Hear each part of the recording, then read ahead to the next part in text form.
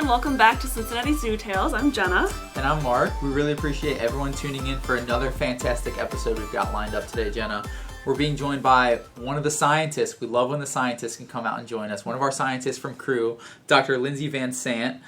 Dr. Lindsey is the director of the Imperiled Cat Signature Conservation Project, which is a huge project. She also works on this really big spay and neuter project, which I know we're going to talk about with house cats. But thank you so much for joining us. We appreciate your time. Happy to be here. Thanks for having me.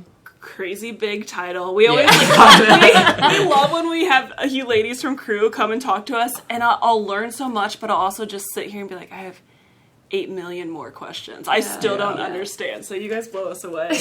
Well, I'll see my title's shorter. I must like my other title more before, because theriogenologist was my staff position before this. So it's a veterinarian who specializes in reproduction. But I love word origin. So you can't use the words they use in humans, like an andrologist or gynecologist, because that literally means like male, like human male or human female. Plus, unlike human doctors, all of it, any self-respecting veterinarian doesn't get that niche, right? They have to do a little bit of everything. So we knew that veterinary reproductive specialists would do the male and female side.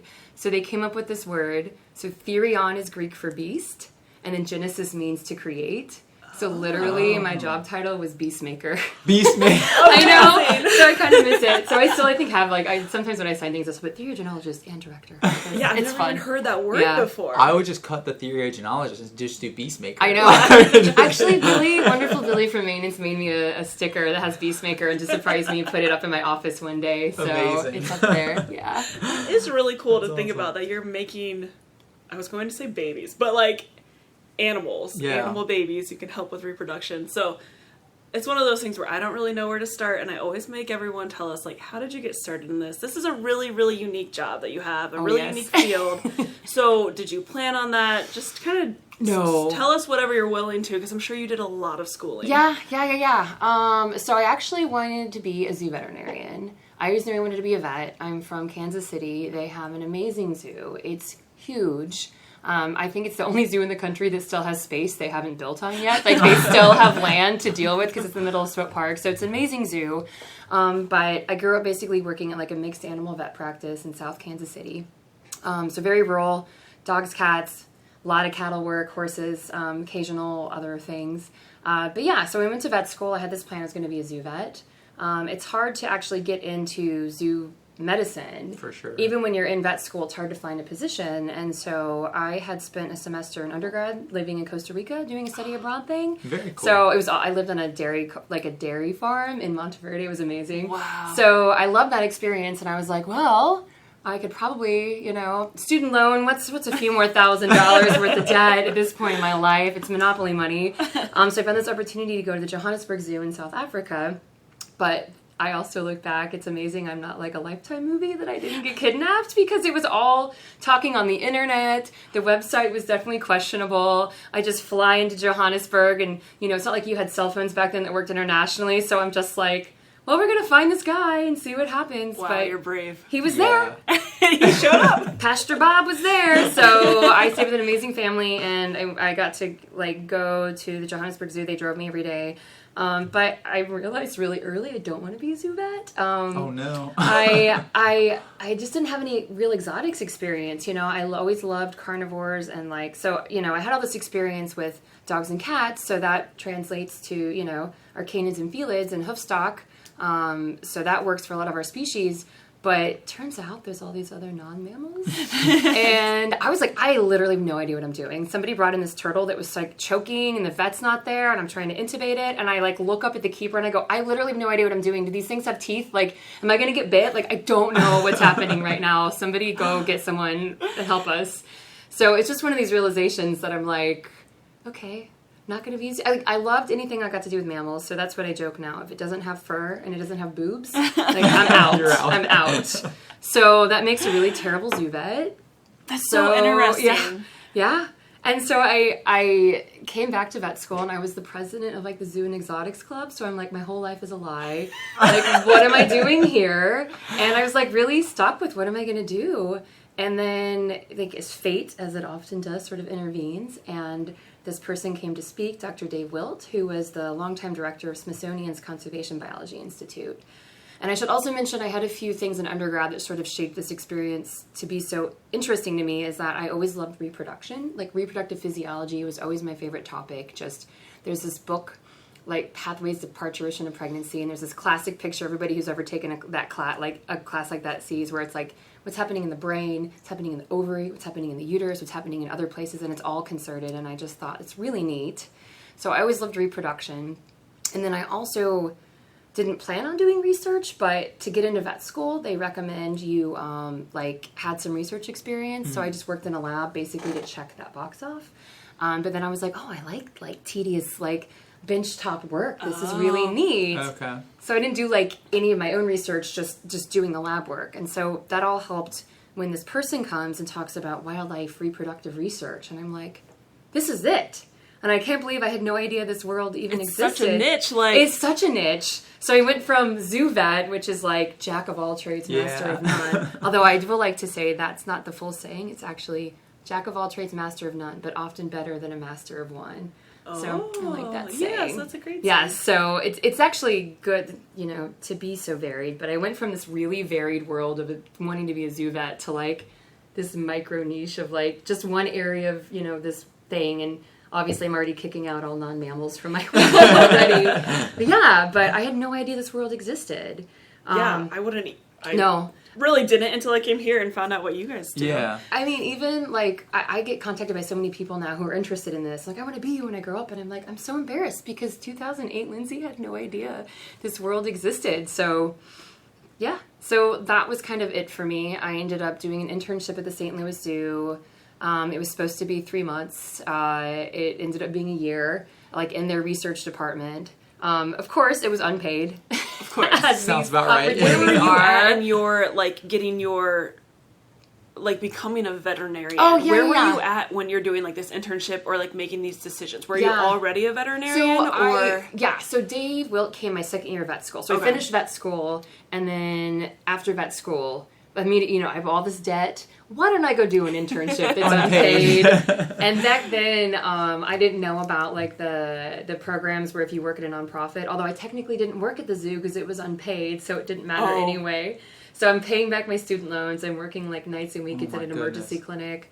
One of my very good friends from vet school happened to be in St. Louis, so I just stayed with her. I think I paid her 1 month's rent, and then I did the cooking and cleaning, and that was how I paid for that experience. But yeah, so after vet school, I was at the St. Louis Zoo for a year, and then I was good research experience, but I didn't have a lot of formal training in, just asking research questions or just writing grants or, designing a study.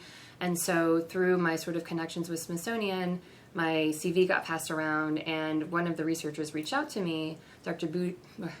He was my advisor for all my PhD, and I still can't say the man's name right. Buddha Pukurinti. Wow, that sounds difficult, so I don't blame you. Yeah, that's why he just goes by Buddha. He's it's easier, just call me Buddha. But he was interested in me, and again, I look back at myself it's amazing I got this chance because he was a cat person, but he, in the meantime, had completely switched over to hoofstock. Now, my resume was very hoofstock heavy because I grew up working in a mixed animal practice. When I was in vet school, I actually worked as an equine ICU tech. So I have all this hoofstock experience. And even at St. Louis, a lot of the work was in zebras and Banting bull and not pea horses, Somali wild asses, which are one of my favorites. They're beautiful, they are so amazing. More zoos need to have those guys. But yeah, so I have all this hoofstock experience, but I want to do carnivores. And so we're mutual disappointment on the phone of oh, you want to do cats? Oh, you don't. But I was let's go and do this. Couldn't get funding. So I decided, I might as well, if I don't have money, do something I want to do. So totally changed gears with my PhD and did a project on spermatogonial stem cells in cats. Which is basically... I was going to say, tell us what that is, please. So, unlike other stem cells, right, you hear about these stem cell therapies where they're basically what we call totipotent cells, so they can be anything. They can make any cell in your body, and that's why they're useful. With spermatogonial stem cells, they have one job, and that's to make sperm. And so they're basically this pool, and then they kick out primordial cells, and that's how sperm gets produced. But unlike sperm cells, which you have a finite number, especially you think about either doing a semen collection or even if an animal dies and we're just trying to rescue that sperm, afterwards there's only so many sperm. It's only so many procedures. with stem cells, if you can get them and culture them, they should be able to expand and basically be this sort of lifelong supply. And so a lot of work just doing culture, but lots of good like molecular techniques. It's funny though, it's like I really didn't touch an animal during my PhD. I went to spay-neuter clinics and just, picked up my tracks. So it's a very conservation-oriented PhD, but like I didn't actually touch one cat during my whole PhD. Well, I'm learning so much that conservation is actually a lot more research-based than I ever would have thought. It's not necessarily like boots on the ground in the field observing animals. There's like a lot more that goes into actually conserving animals and plants for however many and years the important part is you need talented people on both sides of it, right? You need those people in the lab that are willing and able to do that kind of work because that's very specialized and like you said, it's very niche. That would not be for me personally. So. And I love it. And then you think about the other side too, right? Just community outreach where all these animals live that are in conflict with humans, and that's its own world that I would not be good at, but such an important piece too. So yeah, it is really interesting how many different buckets there are in conservation. For sure. But then, so you did that research through Smithsonian. What brought you to Cincinnati Zoo and our Crew facility? Well, here's my tip for the listeners. If you're interested in these fields, is networking is so important. So I was at a conference during getting my PhD. I had a friend in grad school who was actually went to undergrad with Dr. Aaron Curry, director of our it's just now Bears, director of our bear project. So she was a postdoc at the time. But our mutual friend was like, you two should talk to each other. So I met her, chatted with her, and she's like, oh, you should totally think about Crew because my mentor, Dr. Bill Swanson, who's the director of animal research at Crew, also a DV and PhD, he was looking for a postdoc within the next year. And he prefers people with veterinary degrees because we have a cat colony, so someone has to do that work. Plus a lot of our techniques are veterinary based. So he wanted somebody with a DVM, but also with a research background. Which there can't be many of No, you. and then cats, which are like my dudes. Wow. And I'm like, what? So the timing was just stupid. It makes no sense. So basically contacted him, let him know I was interested, and the stars just kind of aligned. I actually got my email from him the morning I was walking for graduation, sort of popping the question, asking if I wanted to join the lab. I'm like, that's wild. So, yeah. I just have no base understanding of what you guys do. It all fascinates me. But for our listeners, can you give us the easiest explanation of when you came to work for Dr. Swanson? What did you do on a daily basis? What were you hired to come in and research, or what would you do on a daily basis? Yeah, so a big focus for us is just developing what we call assisted reproductive technologies, or ART for short. It's kind of fun, ART. We always talk about the art of reproduction. There's so many good puns that come out of that. So a lot of it is just figuring out how do we do sort of these basic techniques. How do we collect sperm? How do we freeze it? How do we do artificial inseminations? And that even comes into the actual technique. That comes into, you have to sort of treat the female with hormones ahead of time, and that varies species by species. And so a lot of our work is traveling, just going from zoo to zoo, banking these cats. Most of these cats, and I'm saying cats because that's my area, but obviously we have other animal divisions with rhino and bears that do very similar work in their species, but just trying to conserve these animals. And with semen banking, it's just so important because we don't have a lot of individuals. Most of these populations are really low founder numbers. So our genetics, our genetic variability is low. And unlike you think about the cattle industry or these pocket pets where you're sort of designing these very, you breed these animals with a specific idea in the end, coat pattern or meat production or any of these. With our guys, we're just trying to preserve the diversity. We're just trying to maximize it, not lose any of those genes over time. So just freezing sperm in everybody, it's a full-time job.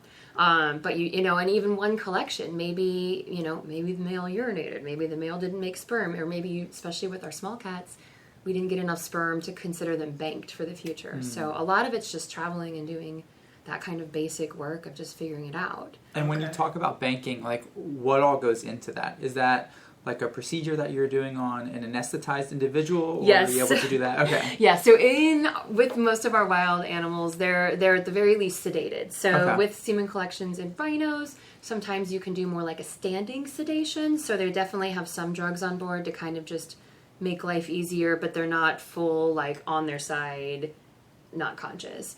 With carnivores, you generally, for everybody's safety, need them like all the way under like we always say a surgical plane of anesthesia. Okay. So the same level of anesthesia as if you were going in and doing surgery. And again, that keeps them safe. That keeps us safe. Sure. And there's a few different techniques of how to actually collect the sperm. What most species do, it's what's called electroejaculation. So basically, it's a probe, and this always sounds really. This is like the most. I don't know what to invasive. say. Invasive part, right, of the description. But I'm so used to it that I'm just like, oh, you put a probe in the rectum, no big deal. And again, they're anesthetized, and this is why. And so basically, it has little electrodes on it, and if you think about it, your nerves, everything in your body, it's all based on electricity. So it's just basically calling a reflex. Only instead of like the doctor hitting your knee and making you kick, we're just bumping. And again, it's like less than 10 voltages, it's like nothing voltage wise. It's just enough to sort of stimulate the nerves that are responsible then for the ejaculation reflex.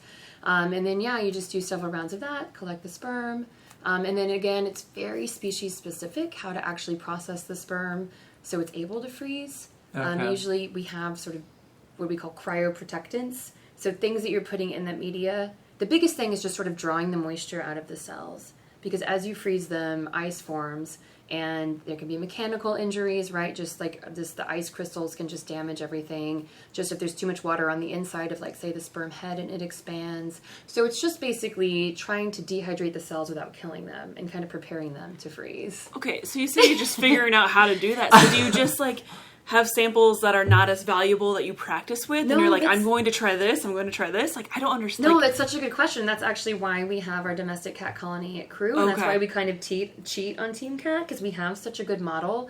All cats were basically evolved from a medium-sized ancestor, 11 million years ago or something, which is short in the evolutionary lifespan of the world. But that means that things are really well conserved, physiology. And so we will assess these things first in the domestic cat, try different treatments, try different media, and then you can sort of extrapolate that. What we find is things that work in the cat often work well-ish than our other cats, but often we still have to make sort of species-specific modifications. Huh, that's so interesting. So what would be an example of a modification? I have no idea what I'm saying, but one, you use dry ice, or I don't even know. No, do you know what I mean? Nope, you're already on to things. So, a jaguar needs this, and an ocelot needs. No, so saying dry ice versus liquid nitrogen. So sometimes there's pelleting techniques where once you have it in the cryoprotectant, you're just sort of dropping it onto dry ice and make pellets. Versus we'll load it into what we call straws, which do kind of look like straws, but for a different purpose. You load it in the straw, and then you're sort of slow cooling it. So often it's like you sort of slow cool it over a couple hours, and then sort of freeze it over liquid nitrogen vapor, sort of stepwise. Wow. And then we have a newer technique with ultra rapid vitrification, or ultra rapid freezing, or ERF, which is the worst. And ERF. It hurts in your mouth. Does ERF. We ERF the sperm, and that basically you just mix the sperm with the media, and then you just drop it straight in liquid nitrogen after a few minutes. How do you unfreeze it? Or might be the right word. No, people always say dethaw, and I'm like, dethaw is freezing, so unfreeze it is better. How do you thaw it and not lose, and preserve it? Yes, and preserve it and so when extract it kind of, again, it's very species specific. Usually it's pretty hot water. So if it's in a straw, you can just sort of put it directly in that hot water and sort of swirl it around. Each species has their own sort of made up thing. In cats, 10 seconds, you take it out of the liquid nitrogen, 10 seconds in the air, put it in the water for 30 seconds, swirl it around, and then you basically cut the straw and the sperm comes out. With these little pellets, you basically just put them in a little vial, and then the vial goes in the water. Okay. You don't put them straight in the water. Okay. And it's kind of same thing. You swirl it about, warm it up, and then put it with some kind of cappy handling medium. You have a wild job. It is wild. I love it. We've only touched the surface. It's fine. And actually, I'll tell you this too. It's kind of fun. They only started freezing sperm in the 1950s. No one could figure out how to do it. And the story is that I think it was a student grabbed the wrong bottle off the shelf, but then it worked. And it was glycerol, which is a really good cryoprotectant. And that's how the world realized how to do this, was an accident. Yeah, so it's really the 1950s is how soon it's really been done well-ish. Huh. But that's samples, crazy. And this was bowls, but samples from the 1950s that they thaw now are just as good. That is unbelievable to me. Like, I just don't understand how it lasts, and then also it can impregnate a female. Like, it's why it really is. I go back to, like, again, that picture with all the things that are happening at every part of the body, and it's just like amazing when you learn about the steps of fertilization that it happens. Oh, right. Yes. No, really, like, your job really is like a wonder of modern science. It is insane that it exists. Like, but I'm interested to hear a little bit about some of the cats that you actually work with, like some of the species you work with. So you're part of the, just to make sure I got it right, Imperiled Cat Signature Conservation Project. Yes. Okay. Yeah. So that focuses on like 5 or 6 species specifically, correct? So yeah, when I started, we were the Small Cat Signature Project. And again, under my mentor, Dr. Bill Swanson, he's been a champion for small cats. So I give a big shout out to him because historically, zoos, Cincinnati is the exception. Zoos don't care about small cats. People who come and visit, they're like, yeah, it looks like a house cat.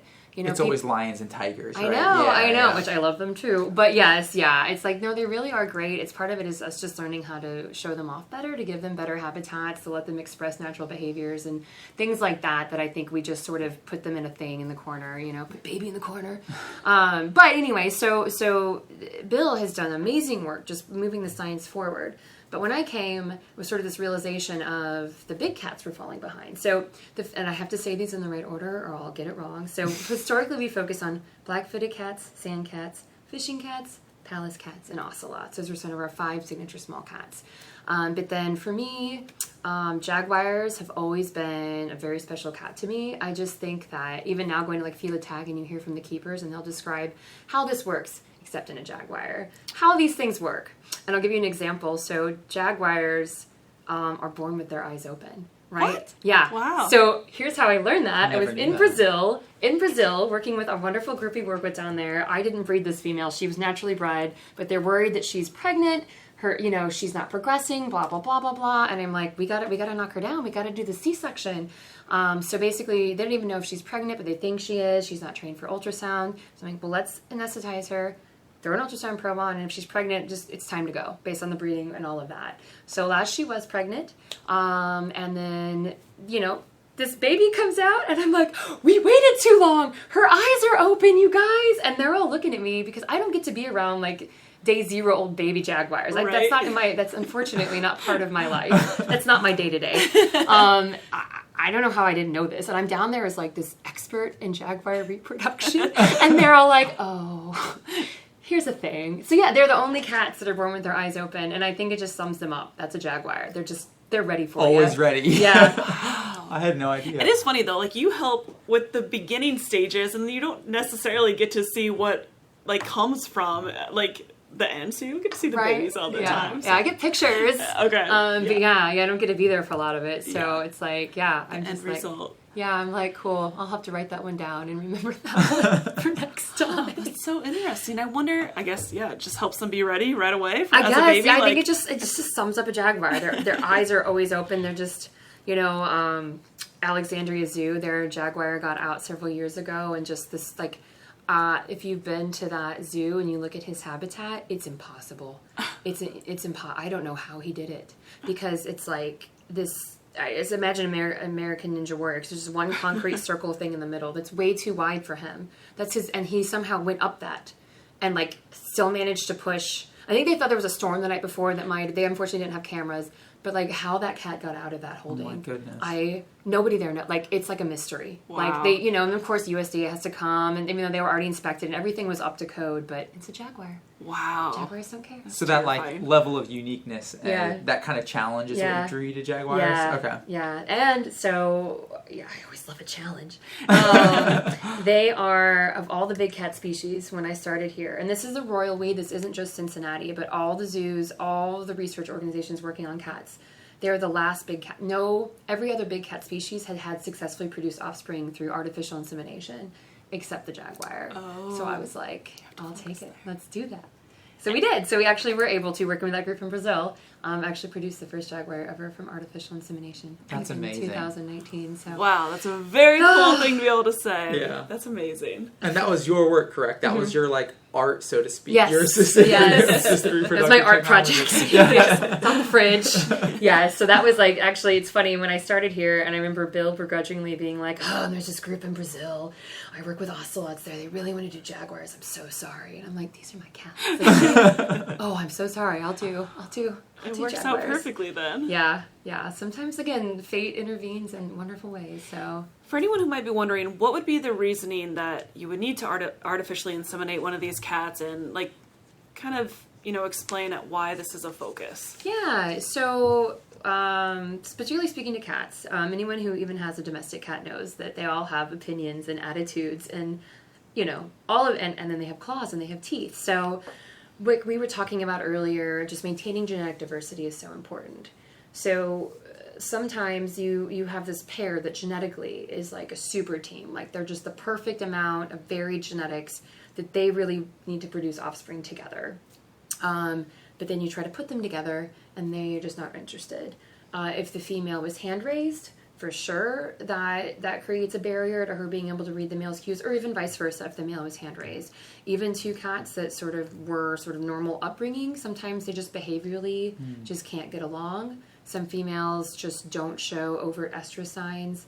And then again, thinking about freezing sperm, sometimes we don't even have to move the cats, okay? So this cat is at this zoo, this cat is this zoo. Certainly you guys understand you work to build such important relationships with your animals, and then to have to move them every couple years, that, and it's stressful for the cat, it's stressful for the humans. So if we can just collect sperm at one zoo, and if it's close enough, we don't have to freeze it. We'll just have a fun driving adventure. I've driven from... Louisiana to Texas to try to. She did not get pregnant, but it was a fun day. I discovered the Taco Bell app that day, so I could quickly pick up my food at the one stop we were allowed to make. I was like, oh, you can. This was like the first time I think I ever ordered fast food on an app. So I was like, we can't wait. We don't have time. We don't have time. But otherwise, freezing sperm. So you've got a genetically valuable male wherever. Collect the sperm, freeze it, and then when it's time for the female, you can just artificially inseminate her and you don't have to actually transport that male. And this goes as well for animals that have died, right? So we have males in our population that never reproduce, but we have their sperm, or maybe they're underrepresented. So same thing, we can help these males, be represented and especially find them a good female. Maybe she doesn't have a male at the zoo, maybe she does, but they've already bred, whatever else. So that's kind of the main reason that we, work on doing these artificial inseminations. Yeah, those are some of my favorite kind of stories you see through zoological research every now and then. Is you'll see like this animal passed away in 2010 and never had a baby, and then all of a sudden it just had its first litter, and like that's just so unbelievable to have stories like that pop up. And always like it makes me think of like time traveling or something, right? Like it's magic. So you did do, well, is there anything else on these topics that you want to fill us in on before we talk about this really special, most recent project that you've accomplished? I don't think so. I realized I didn't say any other big cats we like to work in, so I have to give a shout out to my Amur leopards. They're the most amazing cat. I know everybody loves snow leopards, and I love them too, but I would argue Amur leopards, so they're critically endangered. Depends on the estimate, definitely less than 100, maybe less than 50 or 40 individuals in the wild. Say, are they the most endangered? They're the most endangered cat.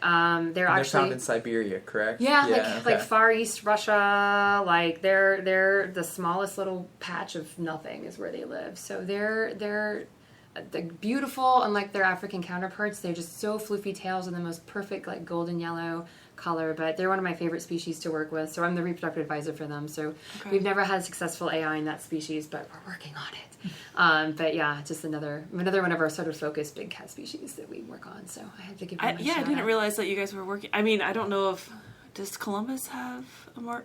I always want to say Amur. Oh no, everybody! I say Amur because I'm from Missouri. I like some Amur leopard. I don't. Everyone Amur. That hurts. It's kind of like Earth. Amur hurts my mouth. So Amur. I say Amur. Everybody's different. Okay. Amur is I think more people say it that way. So I actually asked the SSP coordinator, and he's like, I don't know. However you want to say. That makes me feel better. Depends where you're from, I guess. Yes. But do you know how many there are in zoos, or how many zoos? I think we have. I don't know the European population off of my head. I think we have around 80 individuals in AZA zoos. Which is wild to think about. Like, there's less than 50 possibly in the wild. Yeah. And there could be more in zoos, which is one of the reasons that zoos are important. And you're able to do research so that in the potential you could help a wild population. Absolutely. So it's really important. Oh yeah, there are reintroduction efforts A lot of the challenge has just been getting the land. Okay. And then I don't know if you guys heard, like, Russia is just, they were sort of on board with things. They just kicked, like, WWF, like, out of Russia recently. That, yeah. And so our group that's working on the reintroduction isn't part of that, but so they're just kind of like quietly head down, like, still there, but it's a challenge for where they live. It's a real challenge. But yeah, really neat program working on it. It's the Wildcat Alliance is the group sort of leading the way, but the idea is you would build like a figure 8 enclosure. And so they were going to take a proven breeding pair from a zoo. So, you know, a pair that's already been together, knows each other, already knows they can reproduce, put them in there, let them, you know, be on their own, hopefully produce cubs, and then basically those cubs would never see humans. So start with live prey, but that's why it's a circle 8, so that the babies don't learn to hunt by cornering, because that's not going to work. But then it's a circle 8 in case anybody ever has to have like vet intervention. They could close off one side and just get the animal on the other side to kind of limit that contact. And so then, you know, they have cubs. Generally 2 to 3 years is when those cubs would go off on their own. So they have a soft release site, monitor them. But you just think about versus hoofstock, reintroduction programs are a little bit easier because they don't need to be taught how to hunt grass. Exactly. Yeah. And they kind of have that run away from scary things ingrained in them. Right. So it's definitely harder with cats. But I think Amur leopards are a really neat species, and one that I think assisted reproduction is really going to be important in the future. Yeah, it sounds like it. And it sounds like they've thought a lot of it through, and hopefully it can happen soon. I know, I feel like we talk about it every year about where we are, but it's going to happen. It's going to happen. If there's any team that can do it, it's your team. So it's going to happen. So let's move on to this very, very exciting news about, well, do you call them, well, I guess you could say house cats, domestic cats, like all fine words. Okay. Absolutely. So, well, go ahead and tell us, I don't know actually if it has a title. What is I'm sure it has a title. What is the project title? Gosh, it has many names. Okay. So I think the overarching theme is looking like non-surgical sterilization. Okay, yeah. Although I honestly hate the word sterilization, like for basically spaying or neutering. It's got connotation to it. It does. Sterilization just sounds so gross to me, but it's there's not a good word. So we typically say non-surgical sterilization. Not that that really flows off the tongue either, but it's like earth. That's going to be the theme of the day. So the idea is in the United States, we don't have an exact number, around maybe 80 million of cats that live outdoors. So basically unowned outdoor cats. Historic terms like feral aren't really correct because not all of them are feral. Alley cats is just maybe a little derogatory. So we tend to say, I say free roaming cats or community cats for people that are kind of like in the trenches of these programs. We'll call them community cats. So we have 80 million of these free roaming cats. And historically, and I should say this too, worldwide it's also an issue. They think there's about 600 million cats worldwide, and about 80% of those are free roaming. So it's a worldwide issue. And in a place like the United States, it's a challenge, right? So what we're typically doing right now is what's called trap, neuter, return. So the idea is there is a finite amount of resources. So the number of cats that are going to be present are going to stay pretty stable. So if you just took these cats out of their living space, other cats are just going to come right in. So that's why you trap them, vaccinate them, neuter them, put them back, and then they can kind of keep resource guarding. And so now at least the cats that are there can't reproduce. The challenge is this is grassroots. This is hard to do on a large scale. There's a vet shortage, both, even in private practice. There's a vet shortage in research, and there's certainly a vet a limit for the vets that are involved with this. Other issues just with surgery, especially on the female side, it is an invasive surgery. And then you have to put them back out. And then put them right back out, exactly. And we want to give them pain meds, but we can't give them anything that's going to alter their ability to survive. Even under the best conditions, you do have complications, wound dehiscence, these kinds of things. Nobody's going to be able to monitor them. But if they're, especially the truly feral ones, how long do you keep, is that better? Right. So it's a lot of issue, and people are doing the best they can, but we don't even really know what are the best practices. It's sort of a shift from historically it's basically like a survive not thrive, and now we're kind of shifting to think more about welfare and this is not working. So if you could shift this where instead of having to do a surgery, you could non-surgically spay or neuter them, that would be a real game changer. And so there's been groups working on this for a really long time. the Alliance for Contraception in Cats and Dogs, and then the group who I've worked with as well. They're a wonderful group of people.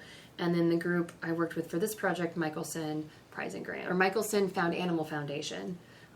So this is a really interesting story, and I don't know if I know the true one. So Dr. Gary Michelson, who founded this group, he was an MD, came up with some surgical device that he patented, made all the money that we don't make in vet med, but yay. He was at an animal shelter and was just heartbroken by what he saw and said, we have to do something about this. And so established this program to fund research towards this goal.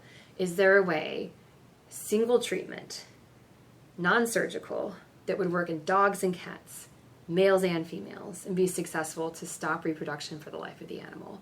And so they have funded a lot of projects over the years, but then if you are the researcher that figures this out, then you get $25 million as a prize at the end. What? That's the carrot.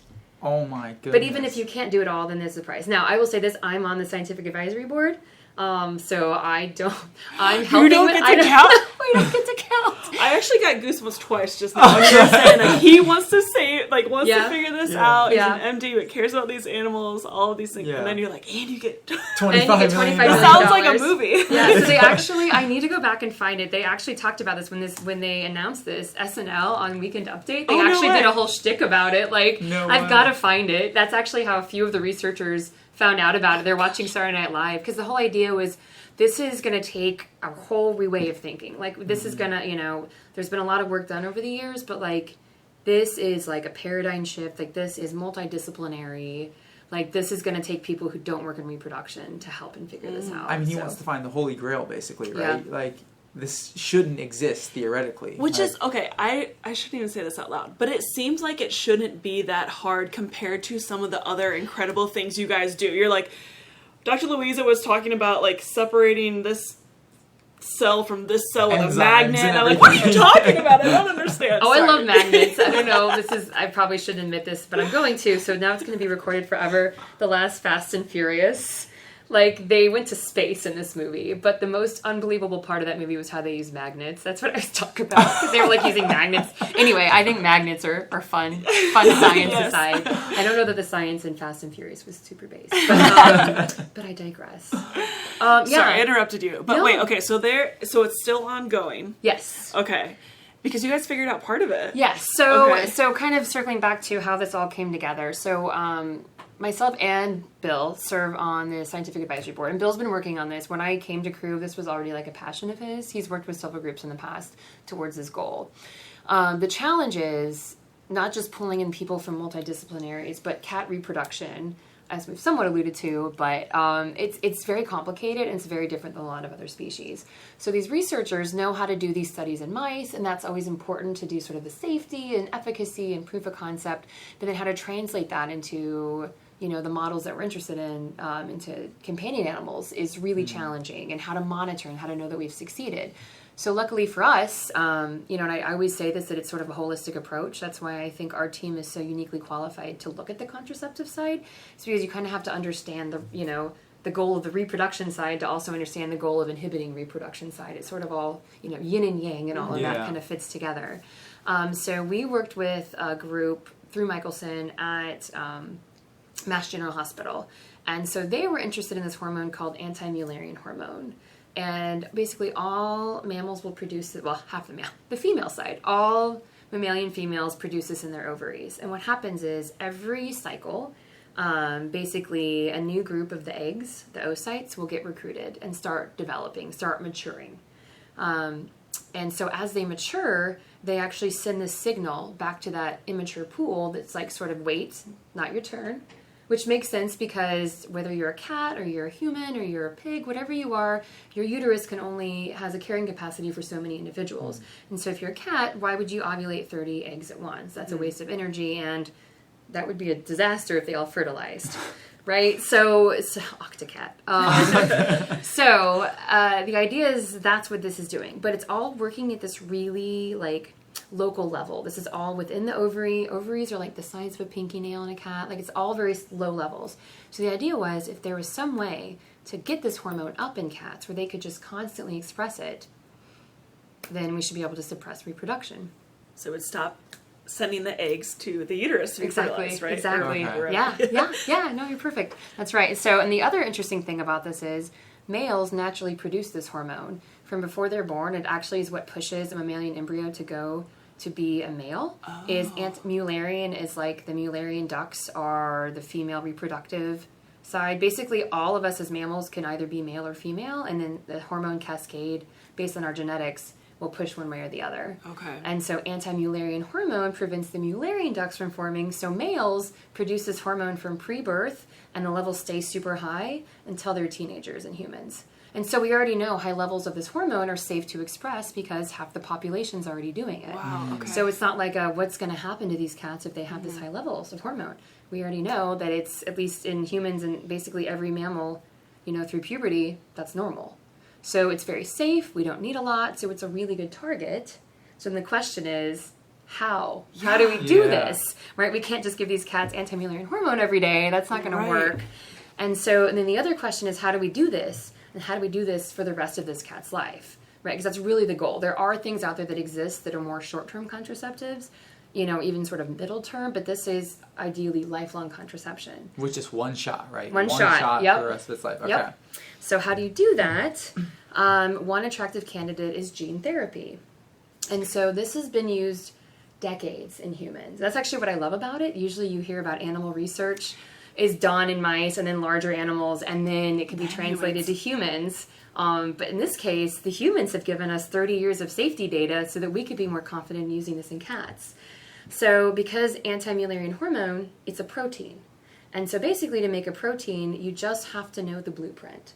And the blueprint is that gene. It's just the genetic sequence for that protein. And so we know what the cat AMH DNA sequence is.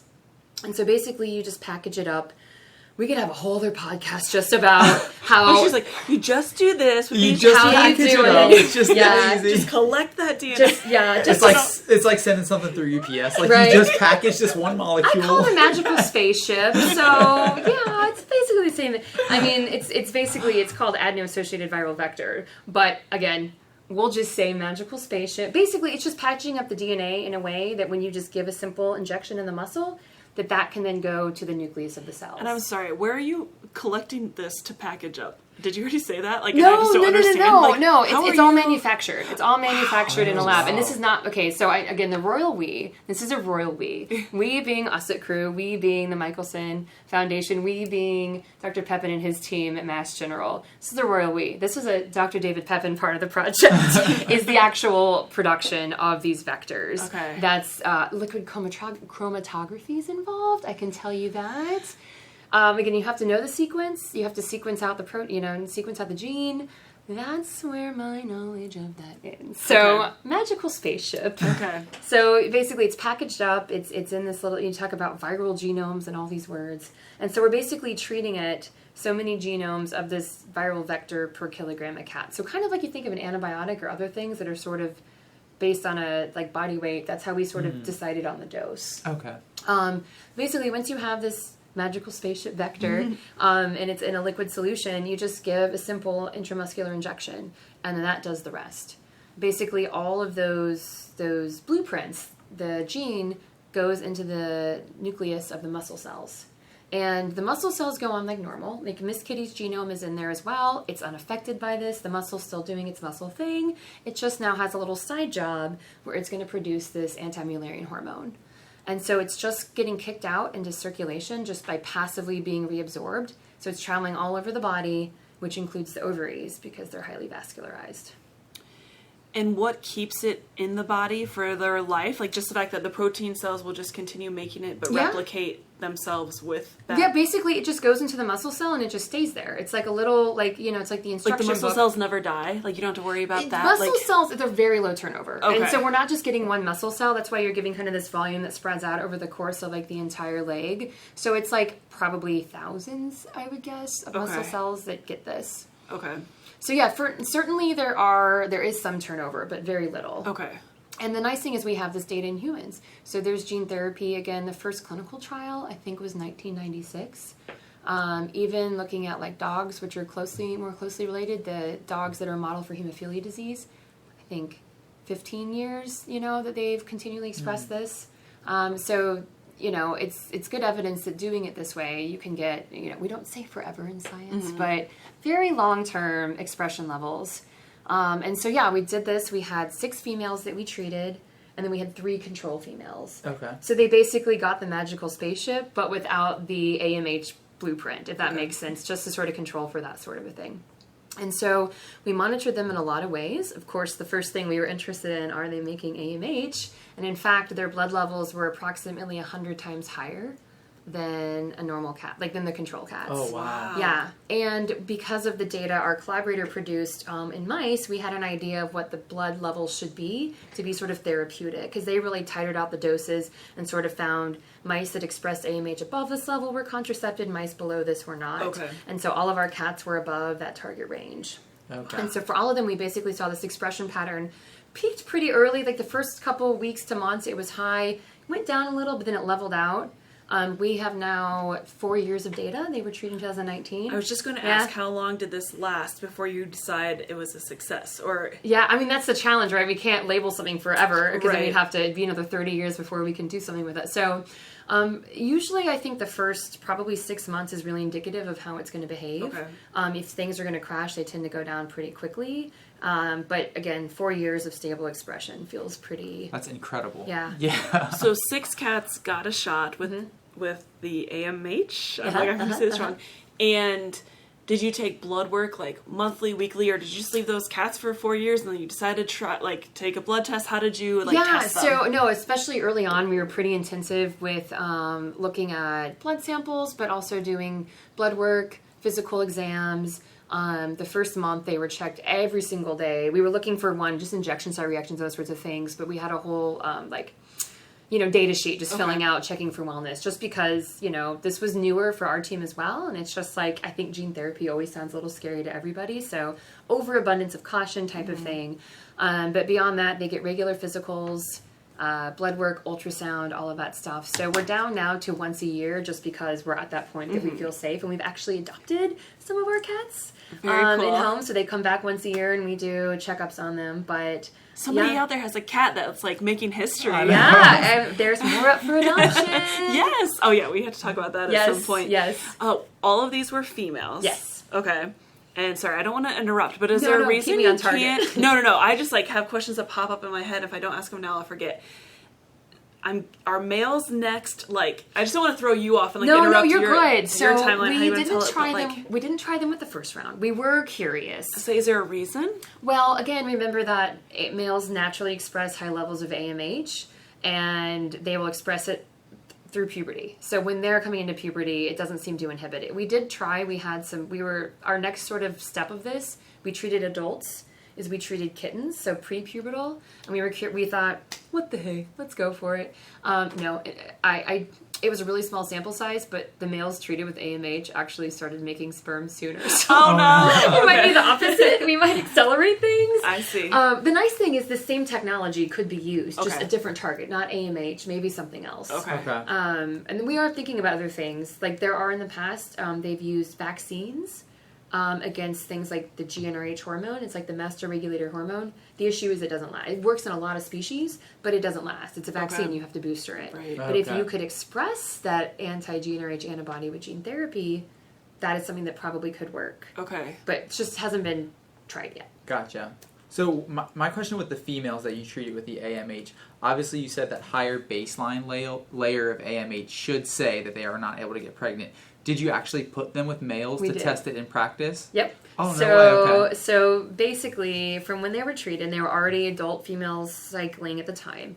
Basically, the 1 year post-treatment and 2 year post-treatment mark, we put them with a male, one of our proven breeder males from our colony, 8 hours a day, 5 days a week for 4 months. We videoed it all so we could monitor interactions, have any idea what was going on. In both times, and we actually used 2 different males, just in case there was some preference. With each trial had its own male, just in case there was some mate preference. Personality differences. Exactly. Yeah. They're cat. Again, they're cats, so they have opinions. But in both trials, all 3 control females got pregnant, gave birth to healthy litters. None of the control females became pregnant. Wow. That's amazing. Is this something that you think could work in dogs as well? Is it, or would they have to have their own? So we're interested. The Royal We of Michelson thing, is, we're the Royal We are interested in it. AMH is specific to each species. Okay. So there's similarities, but there's enough differences. I see. They are starting, but it's just in the beginning stage. Then obviously we don't have dogs here. Right. So I'm not an active part of that study, but they have just sort of began developing based on the positive results in the cat, developing it in the dog. So that means making a dog specific AMH vector and all of that stuff. But definitely an interest. This might be silly, but I think it's amazing that. I'm sorry, which one was the one that offered the $25 million prize? Michelson Prize and Grants, okay. Yeah. I think that should be, I think people that have so much money, and I don't know if he is or if he had grants or people donate that, but like that could save the world. If you gave this competition to win money, people would like do anything. Do so much to like try and fix things. Anyways, I don't understand who gets to win that money if there's your team or whichever, a Royal We, a group of people have figured it out, and female cats it seems. But then you have to figure it out in female dogs, male dogs, and male cats. Well, I will say this. Would it be a group winning? Right. So our collaborators at Mass General, David Pepin and his team, he would still be eligible for the prize. And again, to his credit, like this was his, like he developed the initial studies. He identified AMH as the target. Okay. He did the initial work in mice. So while we're helping, and we're definitely let's say this couldn't have happened another way, but I think we've really helped accelerate it on how to actually assess the effects in cats, safety and efficacy. I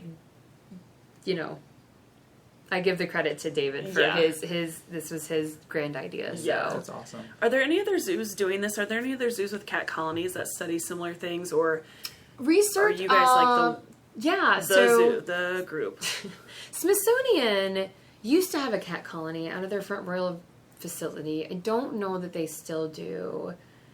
And I think Audubon, but they don't have a research group out there anymore, used to have a cat colony as well. There's certainly other zoos interested in, for example, the St. Louis Zoo is who houses the AZA's Reproductive Management Center, which used to be called the Wildlife Contraception Center. Oh, okay. So they're more like the database for contraceptives that we use in zoos. And certainly there's some interesting overlap. I actually serve on their advisory board as well, so there's interesting overlap between these groups. Busy lady. Yeah. All unpaid positions, no big deal. Yet again, it's a theme in the zoo world. But yeah, so there's interesting overlap. I definitely have colleagues that are sort of participate in both of these, and I know in other fields. So there's definitely a nice overlap. And I feel like unlike other areas of research which get really competitive and sort of cutthroaty, I feel like we're such a collaborative group. We all sort of excited for each other's successes, and it was really nice when our paper came out, how many emails and messages I got from people. It's congratulations, this is so wonderful. It's thank you. Yeah, you're all on the same team, right? Yeah, exactly. But if somebody were needing to do a semen collection or AI with a jaguar, they would call you or Dr. Swanson, right? There aren't others that are. So there are for sure. I don't know if there are just two of you in the United States. Well, we do. This. We're not. What's the word? Territorial about our. We do have sort of our species we focus on. I don't think Bill would do a jaguar anymore. He was always begrudging about the big cats. It's not his favorite thing at all. But so for example, we work with Omaha Zoo very closely. So Jason Herrick there, I forget his fancy title. He was the director of their research program, and now he's vice president of all the things. But he was actually a postdoc. Under Bill years ago. It's a wonderfully small world. Yeah. But he's the reproductive advisor for tigers, snow leopards, and black-footed cats. Okay. So we work with him a lot, especially because he's not a veterinarian, so he's unable to do the artificial inseminations the way we do them. But we actually had a grant together where I trained one of their zoo veterinarians on how to do this technique, kind of increasing capacity. Oh, good. So we do sort of work around that way. And similarly, Adrienne Crozier out at Smithsonian is the cheetah and clouded leopard reproductive advisor. But we, for example, want to do a natural cycle on a clouded leopard at a zoo, Smithsonian being government and all their red tape. She can't just drop it, natural cycle basically just means we let the female tell us when she's in estrus, so you basically 2 days to plan your life. She can't do that with Smithsonian. And she's if you can make this work, do it. So we all certainly very collaborative and in that nature, but we all have our species we sort of focus on. Okay. But yeah. That's amazing. And just to reiterate, one thing I want to go back to with the the female cats that receive this treatment. Sorry, I'm just there's just so many questions. And then there's so many questions and stuff to talk about. But just to reiterate with them, this is all a naturally occurring hormone. You didn't see any negative side effects, right? No. Like none of these cats showed any nausea, upset stomach. No, the only effect we had is one of the females in the high treatment group, the first 3 days after treatment, she had small amount of edema or fluid where the injection site was, but it wasn't warm to the touch. She showed no pain. She ambulated normally. And again, it resolved after a couple days. So we had a minor injection site reaction. Otherwise, we've seen no, like, blood work is, they get blood work than my cats do. And regular physicals, regular blood work, regular ultrasounds. Everything's great. And so this was done for 4 years. What made you guys decide now? Like that, is there a certain amount of time that has to go through before you can publish or before you decide? Since it's, you can't say forever and you can't study them forever. Right. That was one of my big questions too. Is like why now? The peer review aspect to it as well. Yeah, well, part of it was the timing. So again, these girls got treated in 2019 and then COVID happened and slowed a lot of stuff down for us. And we still had assays we needed to run, follow-up things like that. And we were just going to do one breeding trial. But then COVID, and we're like, what do we do? We had to wait on these other things before we could publish. We were like, what if I was a reviewer and I was looking at this data? What would I have an issue with? And I should mention this too from the breeding trial. We kind of expected that none of the treated girls would even be interested in breeding, but that wasn't the case. 2 of the 6 of them did breed, which we thought was interesting. But again, they didn't even ovulate. Cats are induced ovulators, so after they breed, it's when they ovulate. So the breeding did not induce ovulation. So that was really interesting that they did breed so we could follow that sort of mechanism. But we didn't expect any of the cats to breed. So then I started thinking, if I was a reviewer, maybe I'd say, again, the mate choice thing. Like maybe these other females would have bred another male. Yeah. So we're like, well, let's do a second breeding trial with a different male. Okay. And then it was the same 2 females that allowed breeding, but with a different male. So I think that really strengthened our case with the breeding trial. Yeah. So what's next? When can you start this on these free-roaming cats? It's a great question. So we're actually right now are finishing up. I mentioned the study in kittens. So it does work in prepubertal females, but because we treated them prepuberdally, we had to wait a full year before we could do anything because you're not going to put a kitten in a breeding trial because they won't get pregnant anyway. So very similar results, only in this case, all of the females but one allowed breeding. Huh. Our male's very handsome. I just have to believe. Bernie's just a heartbreaker, and he's a very nice boy. So I just think, I have a picture one of my keepers took. He's up on this, we have chairs in the room and stuff like that, and he's up, and all the girls are just around him at the end of the day. It's amazing. Bernie. It's a little Bernie. And he's actually, I go on tangents too. He's a fun side story. My friend was the vet at the Indy Humane Society, and so we needed some new genetics in our colony. So I actually went up there, collected sperm from cats that they were neutering, just street cats. So Bernie's dad was just this plain black cat named Salem, of course, black cat named Salem. Brought the sperm back, did an AI, and produced Bernie. And he's this magnificent, long hair, very Maine Coon looking boy that's just been a delight. So he's got a little street cat vigor in him. But anyway, he's handsome, and that's not really how I'm going to write it up in the paper, I don't think, but whatever. So other than the fact that almost every female except one, and the one who didn't was actually his daughter, so she was with a different male because she couldn't be with Bernie. Makes sense. The one female that didn't breed wasn't with Bernie. So Bernie's. But I think that, like you said, I think that does strengthen the case. The fact that they are breeding and you still aren't seeing pregnancy. It's very upsetting. I think Bill was more upset that he's I just don't understand. And I'm like, I mean nature, man. Yeah, it's fine. It's what it's more than sometimes it is behavioral. But yeah, the fact that they're not ovulating, they're not getting pregnant. It's really interesting. So we're actually interested in more of the mechanism side because we don't exactly know. Okay. In the mice studies, they did nothing. The mice did not breed, their ovaries were nothing, their estrogen was nothing. We still saw, because we can follow them all non-invasively, we still saw estrogen activity. So there's still stuff happening. So it's definitely different. So we're interested in the mechanism. So we're trying to dive a little deeper now with the kitten side of the data. What in vitro assays can we do? What studies can we design to sort of further answer this question? So we're kind of diving down to get a little, it works. But on the science side, that's kind of where we are. Okay. On the boots on the ground side, the challenge is this was a proof of principle. It probably cost, I don't know how many thousands of dollars per cat to treat, because again, I didn't even think the about liquid that chromatography magic of making the Yeah. spaceship, the manufacturing side is challenging. I see. But like anything, when you scale it up, it becomes more affordable. The other challenge is there's very many different versions of how you can, this technology, like there's all these variants, and there's all these factors at play of which one will be the best one in your case. And so we're actually investigating, now we sort of proved the principle, now we have to make it affordable. So we're going to actually try 3 additional versions. We sort of did these studies to optimize out of like thousands of choices, which are the best ones to look at. And now we're going to test each of those and then have to do whatever one we choose of those. We then have to do like a final dose finding study to say how much do we have to give. Okay. And then the other side of that is FDA. So just like a drug that's going to market for humans, this needs to be made commercially available. It has to go through the FDA process. Okay. So the royal we, I know representatives from Michelson met with the FDA, the veterinary side of the FDA, back in June. Initial meetings sounded favorable, but we can't start those sort of safety studies until we know what our final product is. So probably, unfortunately, like 3 to 5 years. I know.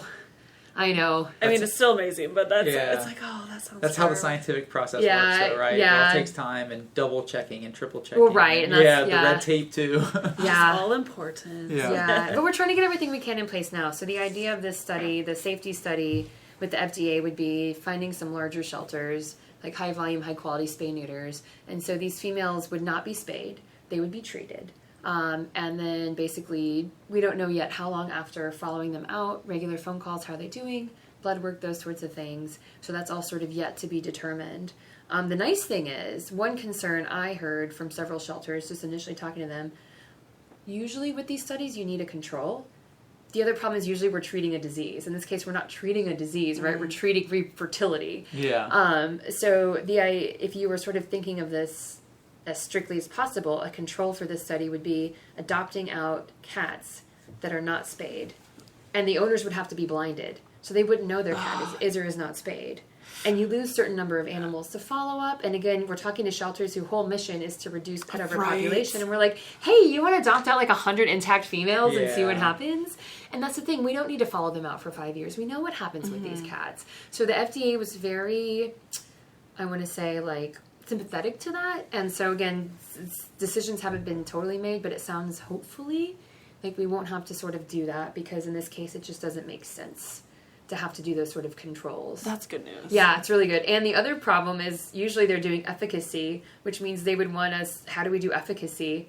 All of these cats that have been with owners put them in a room with an intact male and see what happens. Yeah. We can't ask people for that. So they're fine with, it sounds like, in case you're listening, FDA, I am not saying you've said this yet, looking at the AMH levels, because then we'll do studies here with that final version and show, basically the idea is we want to try to find what's too low and show that the cats get pregnant, so we can say this is the therapeutic range in cats. Okay. So as long as AMH is above this level, that's efficacious for the larger study. Because again, it's a challenge. This is like a very unique product. So thankfully the FDA is sympathetic. I'm just like, oh, this is a nightmare. Like, would you like to own a cat for a year, not know if she's spayed, and then we'll just bring an intact male home to live with you and see if she has kittens? Does that sound fun? Yeah. There's a lot that goes into this that I wouldn't think of. And yes, you actually might have people that would be more than happy to do that. But I'm sure there's a lot to... I will say this. I've been very impressed with the number of people who sort of reached out and been interested. Even random, I've gotten a few emails forwarded, just people that are emailing the zoo proper about, I have a question about this, and I never know how it's going to go. But it's all been really favorable. Awesome. Yeah. That is awesome. It's such a cool thing. I know. I mean, kind of like you mentioned at the top, this is an issue with 80 million cats across the country. I mean, those numbers are astounding, and you're obviously not going to have one solution to fix all of this, but this is the first step in that direction, exactly. right? It's a huge step, so hopefully you can keep the momentum going. I'm sure your team's working your butts off at it. Yeah. I like these to keep the momentum going. We have a donor article we write for, or articles we write for our donors, and I'm actually writing on the next steps, and I wrote keeping the meow mentum. So I love that's what you said. I'm like, it's like a tagline crew review. That's awesome.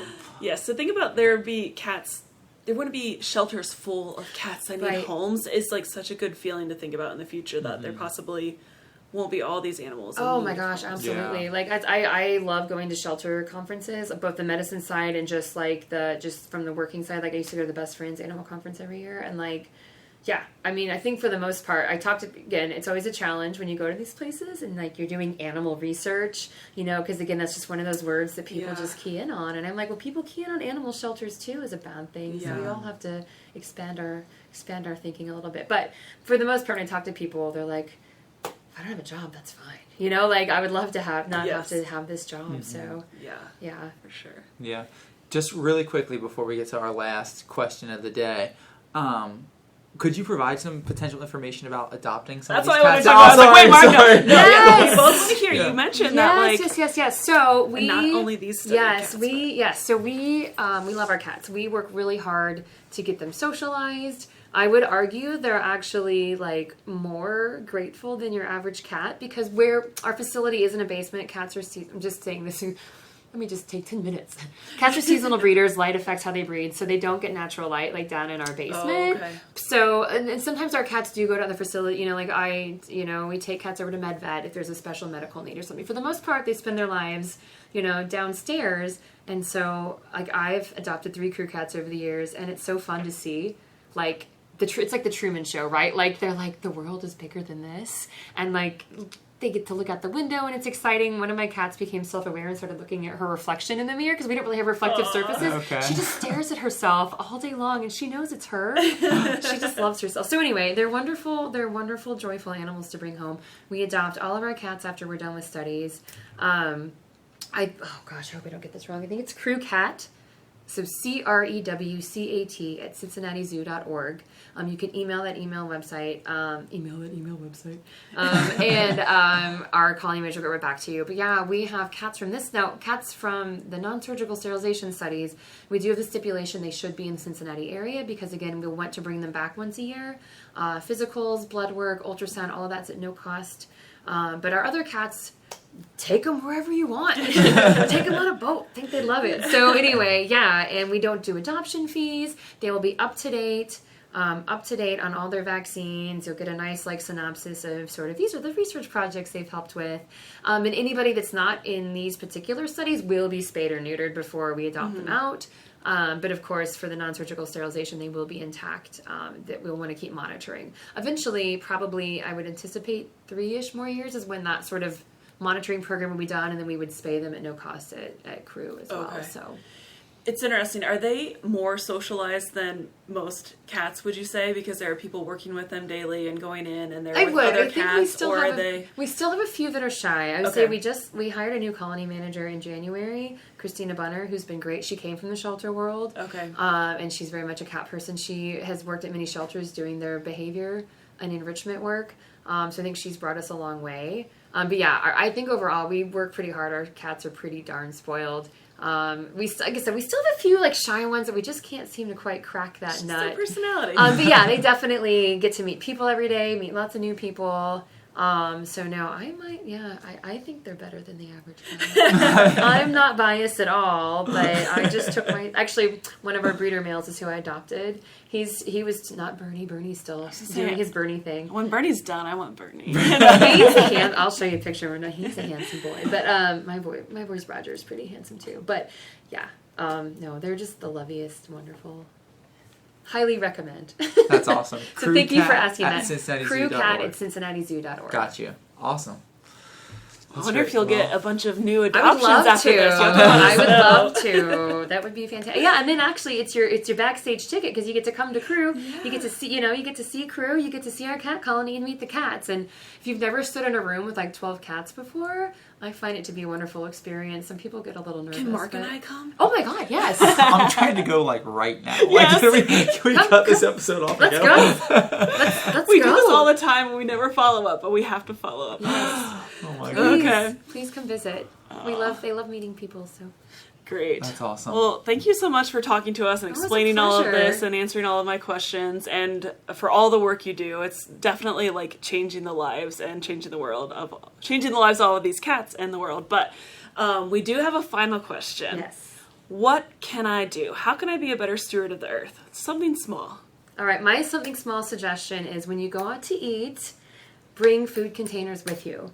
They're actually a lot better than the ones the restaurant gives you, so then you don't spill your spaghetti halfway home. And you just keep reusing them and reusing them, and you just think about over the course of your life how much plastic and styrofoam waste that gets rid of. Plus, think about when you go home and put it in the fridge. If it's in that, it's going to get all dry and gross. So and if it's in styrofoam, you can't warm it up. You have to get another dish dirty, so you might as well already have it in that dish. Exactly. That's such a good one. Yeah, something that's so easy. It takes a little forethought. It does. I keep containers in my car. It's kind of like the shopping bags, right? You just keep them in the car. I have like 8 versions. They exist everywhere. Yes. Wait, I have to ask, do you take them into the restaurant I do. ahead of time, or you run to your car? No, so I have as I sit up, I have a big purse, which makes it a little easier. But places I really find it endearing, or sometimes they're like, wow, that's really nice. Like, oh, I brought it from home. And they're like, oh, okay, I didn't think we had that here. So, yeah. That's an easy I one. love that. I am like very jealous and upset with myself that I never thought of that. Right. That is something that is so simple. And I don't know how many times I've used the plastic containers or the styrofoam containers from a restaurant. Right, and that's all just waste. And it's such an easy solution. I love it. I'm going to start doing that tonight, going out to eat. I rarely have leftovers, so I don't need them now. But that's a great idea, and I should start doing that for sure. Well, then, even if you're like at Olive Garden, just now you grab those breadsticks. Yes. I'm out of breadsticks again. So you can make leftovers. You just have to be creative. I should take Tupperware or reusable and take leftovers home. But thank you so much. This has been so inspiring and awesome to hear. I've learned a lot. Still have no actual understanding of what you do, but no. I feel like you do. I feel like you said all the words, so either we're both confused or you know what you're talking about. So absolutely. Very inspirational, very informative. I've loved learning from you today. This has been awesome. We know you're insanely busy, so thank you so much for taking your time to come and chat with us. For real. Oh, wait. I wanted to ask, is the jaguar, in fact, your favorite cat, or do you have a favorite cat species? See, this is how I say. I say the jaguar is my favorite cat, the armor leopard is my favorite snow cat, and the sand cat is my favorite small cat. But I could keep going. I love it. I rotate. I hate when I go places and they're like feel a tag. What's your favorite cat? Freeze. I freeze. I'm like, I have to ask what everyone else from my team is saying so that I make sure we represent. Because I feel like I'm turning everybody to these cats. They're like, yes, these are the best cats. Yes, yeah. I love it. Can I just say real quick, you saying the sand cat, I started at Night Hunters, and the sand cats at Night Hunters will always have my heart. Oh my goodness. They're my dudes. They're precious. Well, not to brag, but I also made the first sand cats from artificial insemination. No, please brag. Cool. That's incredible. Definitely brag. I knew the jaguar one. I did not know the sand cat as well. Yeah. That's amazing. I like to brag about milking a hippo. That's like, if I made a cat, that is worthy. The C-section on that jaguar I mentioned, like we were trying to milk her, and were you? I'm a dairy girl, so I grew up, like, my grandparents were dairy farmers. I was in Costa Rica at a dairy farm. I could not milk that jaguar. So you brag. I will. All day long about that. Yeah. Well, thank you, Lindsey, so much for being here. Dr. Lindsey Vansandt, thank you so much. We'll be sending you a meeting request to meet the cat colony. Well, thanks for listening, everyone. Have a wonderful day. Yes, until next time, take care.